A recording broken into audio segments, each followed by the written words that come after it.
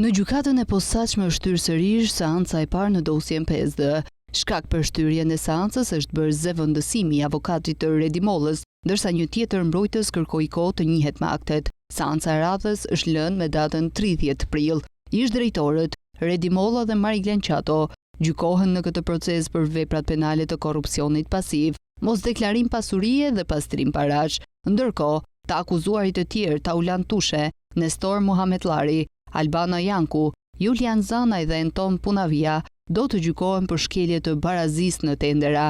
Sipas SPAK, është provuar se i pandehuri Redimolla në cilësinë e ish-drejtorit të përgjithshëm të shoqërisë ujësjellës kanalizime në Tiranë, si dhe i pandehuri Mariglen Qato, si ish-drejtori i departamentit mbështetës në këtë shoqëri dhe në cilësinë e ish-kryeinspektorit të IKMT-s në Bashkinë Tiranë, kanë qenë pronarët e de facto të shoqërisë 5D Construction, duke përdorur pronar fiktiv, ndërsa vetëm në këtë dosje të dërguar për gjykim kanë marrë 12 tendera, duke përfituar rreth 2 milion euro në periudhën 2016-2020.